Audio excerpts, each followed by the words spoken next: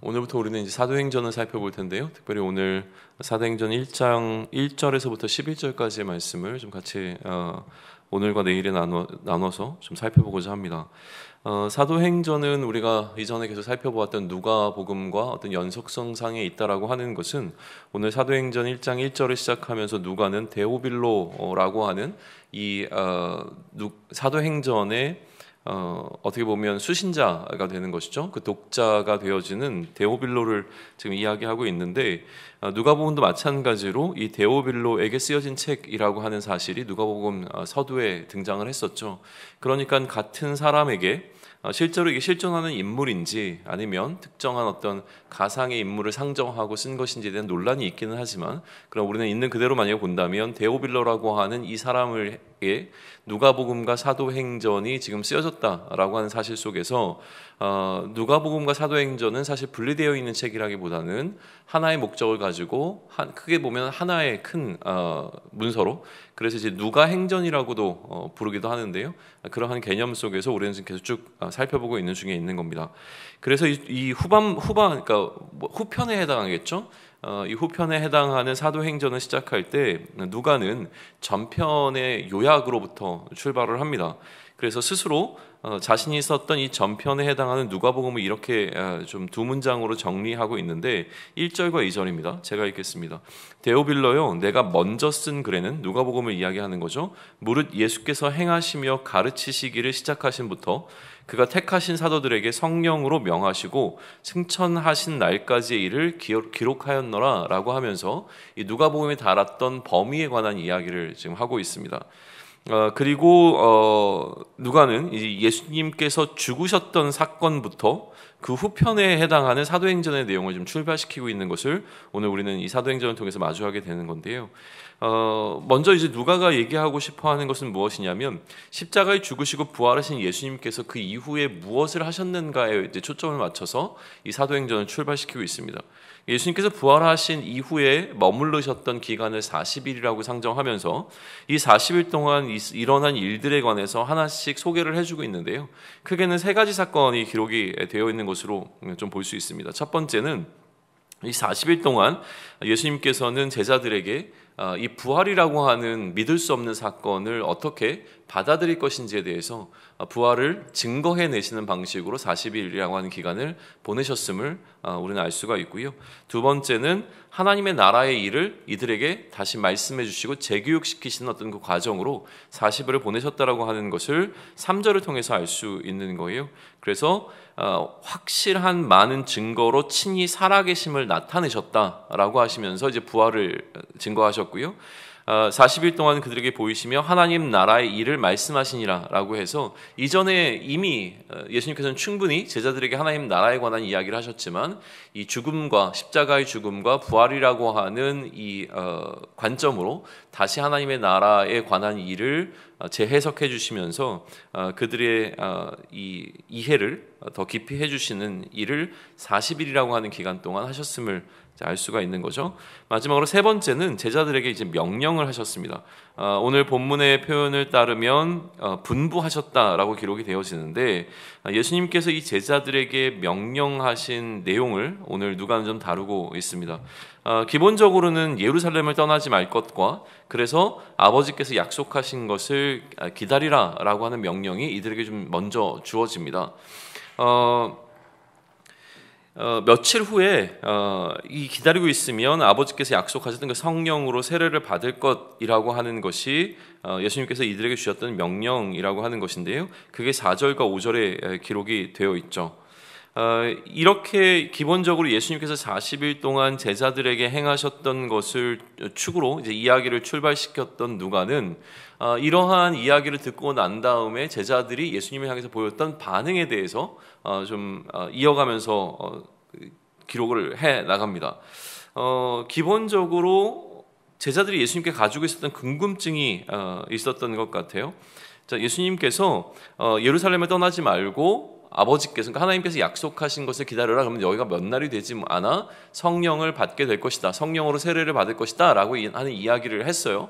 그러니까 이 제자들이 그 이야기를 듣자마자 거기에 대해서 리액션으로 예수님께 질문한 질문의 내용의 핵심은 무엇이냐면 그러면 그날이 예수님께서 이스라엘의 나라를 회복하시는 그날입니까? 라고 하는 질문을 던진 거예요. 제자들의 이러한 질문은 굉장히 타당한 것으로 보여집니다. 다시 한번 이전으로 돌아가 보시죠. 40일의 기간 동안 예수님께서는 무엇을 하셨냐면 자신이 부활하신 사건을 증명하는 방식으로 이 40일을 보내신 거예요. 그러면 그가 죽음으로부터 부활했다는 사실을 증거하는 것이 중요한 이유는 무엇이냐면 예수님께서 그리스도라고 하는 사실을 그러니까 예수님이 그리스도가 맞다라고 하는 그 자신이 그리스도라고 주장했던 그 자기 주장이 옳다라고 하는 것을 드러내는 방식이 바로 예수님이 부활하셨다는 사실을 증명하는 것과 연결이 되어 있거든요. 왜 그러냐면 한번 생각을 해보세요. 예수님께서는 부활하시고 난 다음에 두 가지를 이제 우리가 포커스를 맞춰서 얘기를 했는데 세 가지를 얘기했는데 하나는 명령이었죠. 명령을 제거하고 나면 두 가지가 굉장히 중요해요. 이 두 가지는 뭐냐면 자신이 부활했다는 사실과 하나님 나라에 관해서 다시 말씀해 주시는 것, 이 두 가지를 40일의 기간 동안 하셨단 말이죠. 자, 그러면 생각을 한번 해보세요. 자신을 왕이라고 주장하면서 3년이라고 하는 공생애의 시간을 보냈던 예수님이었어요. 그러니까 자신이 왕이라고 계속 사람들에게 이야기를 하셨던 거죠. 그리고 사람들도 마찬가지로 예수님을 왕으로 기대했습니다. 그러나 십자가라고 하는 사건을 통해서 예수님은 자신이 왕이라고 주장했던 그 주장 때문에 십자가의 형까지 가게 되셨고 결국은 하나님의 저주를 받는 자들이 달리게 되는 나무에 달려 죽음으로 말미암아 누가 보더라도 명백하게 하나님께서 정하신 그 왕이 아니라고 하는 것을 모든 사람들 눈앞에서 보여주는 방식으로 죽으셨단 말이에요. 그러니까 사람들 앞에서 예수님은 어떻게 되는 거냐면 자기 주장, 자신이 그리스도라고 하는 주장이 틀렸다라고 하는 것이 증명되는 순간이 예수님께서 십자가에 죽으시는 그 순간이었다는 거예요. 예수님의 죽으심으로 끝나버렸다라면 또 그 죽음으로 끝난 것으로 사람들이 알고 있다면 그러면 예수님은 우리가 기대했던 그 메시아가 아니었나 봐라는 것으로 모든 사건은 종결될 거였는데 예수님이 다시 부활하셨다라고 하는 사실은 무엇이냐면 그 죽음이라고 하는 판결을 무효화시키는 사건이었다는 거예요. 그래서 그들이 판결해서 예수님을 죽였던 그 재판이 무효화되어지고 하나님께서 예수를 다시 그리스도로 존귀하게 올리시는 사건이 바로 이 부활의 사건으로 인식이 지금 되고 있는 것이죠. 그러니까 다시 살아남으로 말미암아 그 죽었던 사건을 완전히 무효화시켜서 예수님이 오르셨다라고 하는 것이 증명되어지는 것. 그래서 자신이 그리스도라고 왕이라고 주장했던 이 사건이 온전히 인정되어지는 그 순간 그러면 제자들에게 예수님은 다시 그리스도로 영원한 왕으로서 재인식이 되어졌단 말이죠. 그러면 이 예수님께서 다시 왕으로 재인식 되어지고 난 이후에 예수님의 가르침은 어떤 가르침이었냐는 거예요. 하나님 나라에 대해서 말씀하셨다고 이야기가 되어지지만 자신이 그리스도임을 증거하고 난 이후에 하나님 나라에 관한 이 모든 이야기는 자신이 다스리게 되어지는 그 나라에 관한 가르침이 되어지는 것이죠. 왕이 자신이 다스리는 나라에 관한 이야기를 계속 40일 동안 했으니 제자들의 입장에서 보게 되어지면 예수님께서 특별히 어떠한 날을 지정하면서 그날 너희가 성령을 받게 될 것이라고 이야기를 하니까 그러면 예수님께 당연히 이들이 질문하게 되는 것은 무엇이냐면 그러면 그날이 드디어 하나님의 나라가 회복되는 이스라엘이 회복되는 그 날입니까? 라고 하는 질문을 던질 수밖에 없었던 것이죠. 그랬더니 이제 예수님께서는 그렇다 아니다라고 하는 답변을 하신 것은 분명히 아니었고요. 어떻게 얘기하셨냐면 이스라엘 나라가 언제 회복되는가라고 하는 그 시점은 하나님께서 알려주시지 않으면 우리가 알 수 없다라는 것에서부터 그의 이야기를 시작을 합니다. 어떻게 말씀을 하시냐면 기본적으로 하나님께서 그의 뜻과 생각과 계획을 계시해 주지 아니하시면 우리는 그 하나님의 생각을 알 수 없는 존재들이거든요. 그러니까 하나님께서 계시해 주셔야지만 언제 하나님의 나라가 회복될지를 알 수 있는데 문제는 하나님께서 언제 회복될 것이라고 하는 것을 계시해 주지 않았다라고 하는 거예요. 그래서 이 표현을 예수님께서는 어떻게 하시냐면 하나님께서 자기의 권한에 두셨다라고 말씀을 하세요. 자기의 권한에 두셨다라고 하는 것은 그것을 계시해 주지 않으셨다라고 하는 또 다른 표현이 되고 있는 거예요. 그래서 언제 그 일이 일어날지는 하나님의 권한 안에 여전히 묶어 두셨고 이것을 우리에게는 계시해 주지 않으셨기 때문에 그날이 언제인지에 대해서 이야기하는 것은 불가능하다라고 하는 이야기를 하시는 거죠. 중요하지 않기 때문에 이야기를 안 하시는 게 아니에요. 마치 오늘 이 본문 속에 등장하고 있는 내용을 자칫 잘못 이해하게 되어지면 7절 하반부에 너희가 알 바가 아니다라고 얘기하는 것을 마치 제자들을 무시하는 것처럼 뉘앙스를 이제 해석할 수가 있는데 그거는 아니라는 거죠. 그러니까 하나님께서 이들을 무시했기 때문에 이들의 권한이 부족하기 때문에 이걸 안 알려주신 것이 아니라 아직 하나님께서 계시해주지 않은 사건이기 때문에 이것을 아는 것은 불가능하다는 이야기를 하시면서 예수님은 명확한 것을 먼저 얘기를 하십니다. 그 명확한 것에 관해서 이야기하는 게 바로 8절이에요. 이 8절이 지상 명령이라고 이제 해석이 되어지는데 이 명령이라고 해석하기 전에 예수님께서 그날 일어날 일에 대하여서 명확하게 알 수 있는 것을 알려주시는 것으로 이해하고 8절을 다시 한번 보시면 이렇게 이해가 됩니다. 오직 성령이 너희에게 임하시면 너희가 권능을 받고 예루살렘과 온 유대와 사마리아 땅끝까지 이르러 내 증인이 되리라 하시니라. 되라라고 하는 명령으로 해석되어지는 부분입니다. 그러나 우리가 이 명령이라고 하는 걸 살짝 내려놓고 8절을 보게 되어지면 자, 성령이 임하는 그날 제자들은 뭘 바라봤냐면 성령이 임하는 그날이 그러면 이스라엘이 회복되는 날이에요? 라는 질문을 던졌죠. 근데 예수님께서 뭐라고 하셨어요? 그날은 하나님께서 아직 계시해 주신 사건이 아니기 때문에 우리가 알 수 있는 게 아니야. 그런데 분명히 하나 알 수 있는 게 있어. 성령이 너희에게 임하시면 어떠한 일이 일어나면 너희가 땅끝까지 이르러 내 증인이 되는 일이 일어날 거야 라고 하는 것을 말씀을 해 주시는 거예요. 그러니까 성령이 임하면 분명하게 일어나는 사건은 무엇이냐면 이 제자들이 예수님의 증인이 될 거라고 하는 것이죠. 그러니까 그날 일어나는 일은 하나님 나라가 도래하느냐 아니냐라고 하는 것을 알 수 있는 문제가 아니었고 성령이 임하시는 그날 일어날 분명한 사건은 무엇이냐면 이 제자들이 예수님의 증인이 되는 사건이 일어나게 되는 것, 그것이 그날 일어날 일이라고 하는 것을 이렇게 말씀해 주시는 것이죠. 그리고 누가는 바로 그 다음에 어떤 사건을, 어떤 에피소드를 배치시키냐면 예수님의 승천 사건을 연속적으로 배치를 시켜요. 승천을 기록하는 누가의 관점이 상당히 흥미롭고 재밌습니다. 한번 이렇게 이 8절이 너무 강력하기 때문에 사실은 이 사도행전 전반부에서 예수님의 승천 사건이 그렇게 중요하게 좀 주목받지 못해요. 8절까지의 내용이 너무 강력하기 때문에 그렇죠. 그런데 우리는 이 8절의 무게를 살짝 내려놓고 뭐 중요하지 않다는 게 아니에요. 뒤이어 등장하고 있는 승천 사건까지 한번 가보게 되면 이 승천을 기록하고 있는 누가의 시선은 굉장히 흥미롭고 재밌다는 거예요. 마치 이 예수님의 사건을 어떻게 기록하냐면 짧지만 굉장히 임팩트 있게 기록하면서 또 어떤 의미로 보게 되면 굉장히 사실적으로 기록하고 있다는 사실을 우리는 눈여겨볼 수가 있습니다. 우주선이 우주로 쏘아지는 장면을 한번 상상을 해보시죠. 그러면 이제 어떤 그림이 그려지죠? 카운트다운이 일어나고 난 다음에 우주선이 연기를 뿜으면서 하늘로 계속 올라가잖아요. 우리 시야에 보이고 있었던 이 우주선이 점점 작아지고 어느 순간 하늘로 올라가서 그 모습이 사라질 때까지 사람들, 그 주변에 모여 있었던 갤러리들은 계속 이 우주선이 올라가는 것을 지켜보고 있는 상황이라고 하는 거죠. 그러니까 마치 그러한 장면처럼 오늘 예수님의 승천 장면을 우리에게 소개하고 있다라고 하는 거예요. 제자들과 말씀을 다 나누신 예수님께서는 제자들이 보는 앞에서 갑자기 하늘로 올라가기 시작하십니다. 그리고 구름 속으로 들어가셔서 더 이상 예수님이 보이지 않게 되는 상황이었다는 거예요. 그러면 제자들이 보이는 반응은 뭐겠어요? 그들 눈앞에 이때까지 한 번도 경험하지 못했던 사람이 하늘로 들려서 올라가는 장면을 그들은 목도한 거예요. 그래서 예수님이 하늘로 올라가요. 예수님이 하늘로 올라가네? 약간 이런 느낌이란 말이에요. 그럼 어디까지 올라가시나 계속 쳐다보고 있는 거예요. 그리고 예수님께서 구름에 가리워서 안 보일 때까지 계속 바라보고 있다가 혹시라도 예수님이 어떻게 좀이라도 좀 보일까 싶어가지고 계속 하늘을 쳐다보고 있는 그 상황까지 지금 누가는 그림 그리고 있어요. 되게 재밌는 거예요. 그런데 그때 이제 어떤 일이 일어나냐면 갑자기 흰옷 입은 두 사람이 그들 곁에 등장을 하게 되어집니다. 그러면서 이 천사 두 사람이 이들에게 너희들은 왜 그렇게 서서 하늘을 쳐다보고 있냐라는 질문을 좀 던지고 있어요. 생각해보면 굉장히 우스꽝스러운 질문이에요. 당연하잖아요.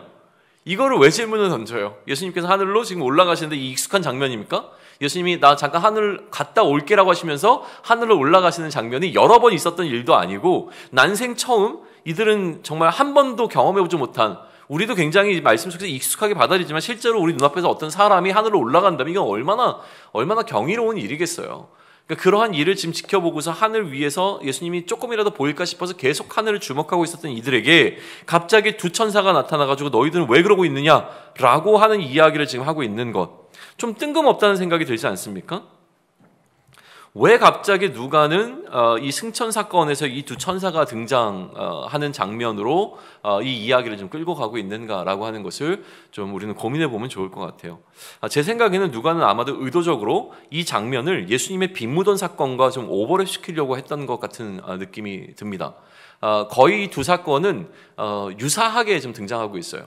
이 천사라고 하는 두 명의 천사, 그때도 말씀을 드렸지만 한 명이 아니라 두 명이라고 하는 것은 나름대로 이 이스라엘에서는, 그러니까 유대인들에게는 법정 증인의 숫자가 해당하는 이 두 명 이상이라고 하는 이 숫자를 통하여서 두 명의 천사를 등장을 시키는데, 이 빈 무덤을 바라봤던 여인들을 향하여서 이 두 천사가 왜 지금 이렇게 당황하고 있느냐라고 하면서 살아있는 자를 죽은 자 가운데서 찾는 것이 말도 안 된다라는 것을 재해석해 줬던 것과 마찬가지로 지금 이 황당한 사건, 마치 빈 무덤처럼 하늘로 올라가시는 예수님을 허망한 듯이 바라보고 있고 혹은 이제 경이로운 듯이 바라보고 있는 이 제자들에게 너희가 지금 그걸 바라보고 있는 이유가 뭐냐라는 질문을 이야기하면서 왜 마치 그러니까 부활하신 자를 죽은 자 가운데서, 살아난 자를 죽은 자 가운데서 찾는지를 묻고 있는 것과 마찬가지로 그들의 시선이 하늘에 머물러 있는 것이 아니라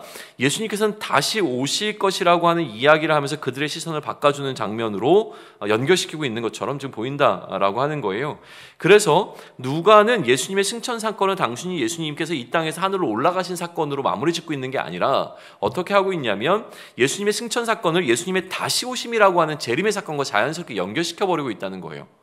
그래서 하늘로 올라가신 예수님을 예수님 올라가셨네 라고 생각하고 있었던 제자들에게 두 천사가 와서 이 상황을 해석해 주는 것으로 종결시켜버리는데, 그러면서 어떻게 하냐면 예수님이 올라가신 사건으로 끝나는 것이 아니라 올라가신 그대로 다시 오실 거라고 이야기를 하면서 예수님의 승천 사건은 예수님의 다시 오심이라고 하는 재림의 사건과 완전히 연결된 사건으로 이렇게 해석을 해줘 버리는 것이죠. 그러면 이게 어떤 의미를 갖느냐라고 하는 것인데요, 예수님의 떠남과 다시 오심의 중요성을 우리는 이야기할 수 있는 지점에 서게 되는 겁니다. 여러 관점에서 이 부분을 이제 논의를 할 수 있을 거예요. 그러나 오늘 긴 이야기를 하는 것보다는 한 가지에만 집중해서 좀 얘기를 해보고 싶은데, 그것은 무엇이냐면 예수님의 부재와 예수님의 임재라고 하는 관점 속에서 한번 우리는 이 마지막 후반부에 이런 누가복음의 후반부와 사도행전 초반부에서 기록하고 있는 내용을 한번 살펴보면 좋을 것 같아요. 자, 예수님의 죽음이라고 하는 것은 예수님의 부재를 경험했던 시간입니다. 예수님이 죽으셨다라고 하는 것은 더 이상 제자들과 예수님이 함께 하실 수 없는 물리적 어떤 거리감이 생겨나게 되어지는 예수님의 부재를 경험하게 되는 어떤 시간이었던 것이죠. 그런데 예수님께서 부활하셨다는 것은 다시 예수님이 그들 가운데 임재하시게 된 사건이 된 거죠. 그런데 그렇게 부활하셔서 그들과 함께 40일 동안 같이 계셨던 예수님께서 다시 승천하시면서 하나님 나라로 올라가셨다, 하늘로 올라가셨다라고 하는 것은 이제 제자들에게 본격적으로 예수님의 부재를 경험하게 되어지는 순간이 찾아오게 된 것이죠.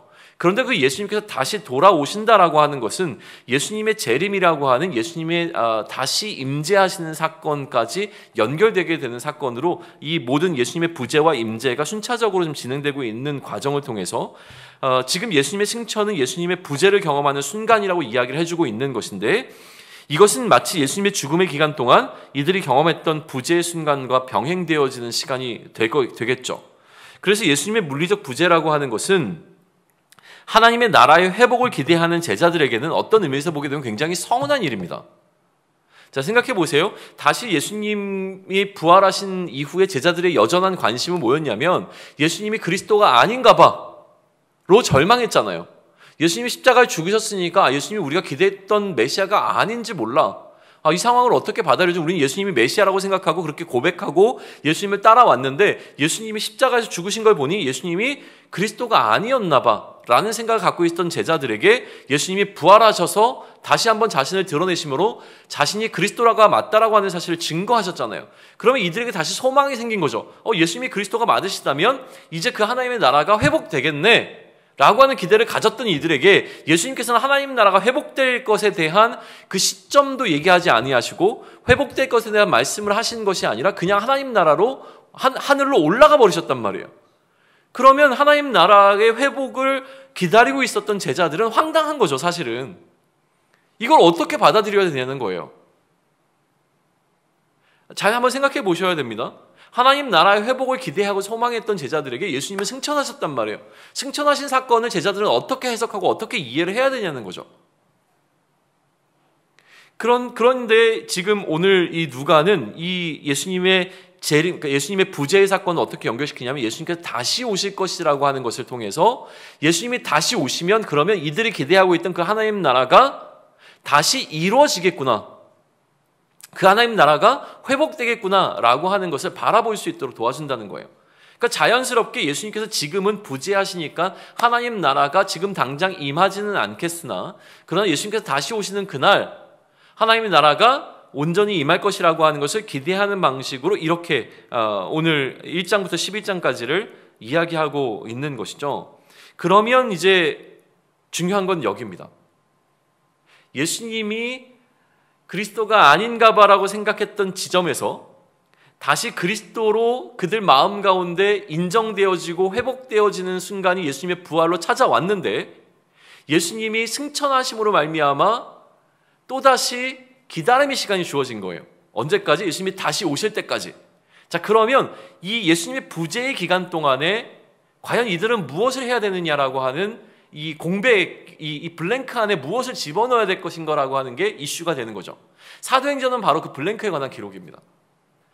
예수님께서 부활하시고 다시 오실 때까지 그 기간 동안에 제자들은 무엇을 해야 하는가라고 하는 것에 관한 기록을 지금 우리에게 소개해주고 있는 부분이라고 하는 거예요.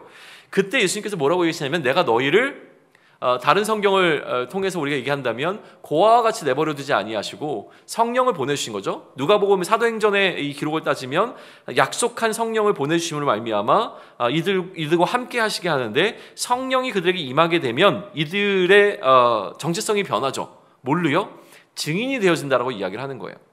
증인이 되리라 라고 되어 있어요. 성령이 임하시면 이들은 그냥 증인이 되는 거예요. 성령이 임하시면 그들이 노력해서가 아니라 성령이 임하시면 그들이 그냥 증인이 되는 거예요.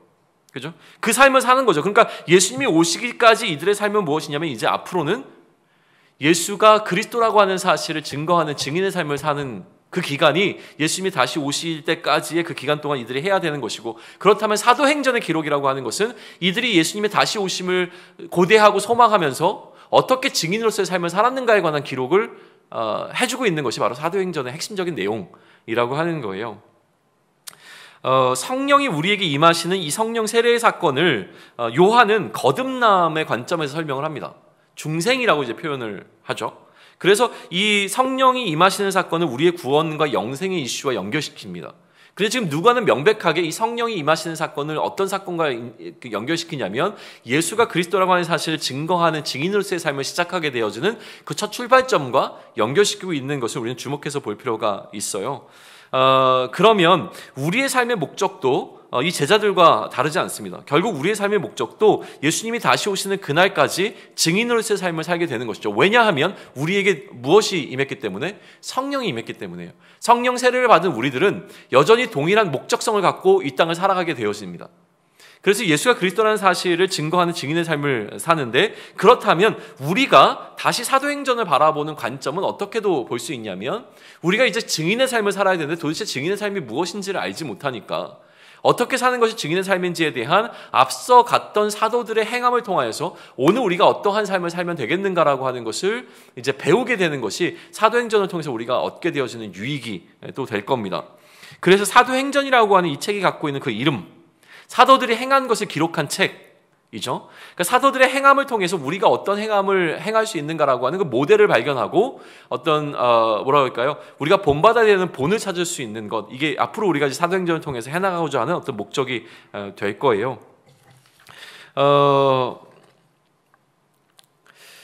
그렇기 때문에 사도들의 행함이라고 하는 것을 통해서 우리의 행함의 어떤 기준점들을 삼고 그것들을 하나씩 해나가는 가운데 사도들이 교회가 되어졌던 그 과정을 통해 우리도 온전한 교회로 세워질 거라고 저는 기대를 합니다.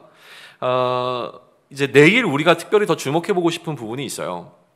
이게 이제 사도행전을 바라보는 우리의 어떤 오리엔테이션적인 관점이라고 한다면, 그럼에도 불구하고 오늘 본문 자체가 주는 어떤 메시지의 부분에 있어서 조금 더 강조하고 싶은 부분은 이 40일이라고 하는 기간이에요. 이 40일이라고 하는 기간을 놓치지 않았으면 좋겠어요. 저는 이 40일이라고 하는 기간을 묵상할 때마다 어떤 생각이 들어오냐면, 축구가 좀 떠올라요. 축구뿐만이 아니라 모든 이제 스포츠들이 좀 떠오르게 되는데, 대부분의 스포츠들은요, 중간에 쉬는 시간이 있습니다. 그러니까 전반전과 후반전이 있는데 그 딱 중간에 하프타임이라고 하는 게 존재를 한단 말이에요. 그래서 저는 이 40일이라고 하는 기간이 늘 하프타임처럼 여겨져요. 축구의 전반전과 후반전이 있습니다. 전반전에 어떠한 경기를 했는가가 이들이 하프타임 때 라커룸에 들어가가지고 감독과 함께 선수들이 뭔가 작전 회의를 하게 되어지는 그 시간들이 있을 거거든요. 근데 이 40일이라고 하는 기간이 마치 예수님과 함께 이 제자들이 다시 한번 이 전반전을 리뷰하고 후반전을 어떻게 하면 되겠는가라고 하는 것을 씨름하고 서로를 격려하고 독려하고 또 치열업하는 어떤 그런 시간으로 삼았던 것이 이 40일이라고 하는 기간처럼 느껴진다라고 하는 거예요. 그래서 예수님과의 하프타임이라고 저는 이 40일을 항상 이제 부르게 되어지는데, 그러면 우리의 인생 가운데서도 늘 이런 하프타임이 존재한다라고 하는 거예요. 우리의 물리적인 어떤 나이의 개념이 아니라요, 우리의 인생에는 늘 하프타임이 있습니다. 그런데 전반전은 늘 약간 좀 아쉬움이 많이 남습니다. 그런데 이 전반전을 다시 한번 돌아보고 이 전반전 중간에 우리가 하프타임을 가짐으로 앞으로 우리에게 펼쳐질 그 후반전을 준비하는 이 시간 동안 우리가 무엇을 바라봐야 하며 이 시간 동안 우리가 다시 한번 점검해 봐야 될 것은 무엇인지에 관한 이야기를 우리가 다시 한번 제자들과 예수님이 함께 보냈던 하프타임이라고 하는 시간을 묵상하면서 우리가 예수님과 보내야 하는, 또 우리가 공동체와 함께 보내야 하는 이 하프타임이라고 하는 시간을 어떻게 보낼 것인지에 대해서 함께 생각해보고 또 그것에 관한 지혜를 나누기 위하여 또 오늘 이 사도행전 1장 1절로부터 11절까지 잘 묵상하시고 내일 우리가 함께 그 이야기들을 더 깊이 나누면 좋겠습니다.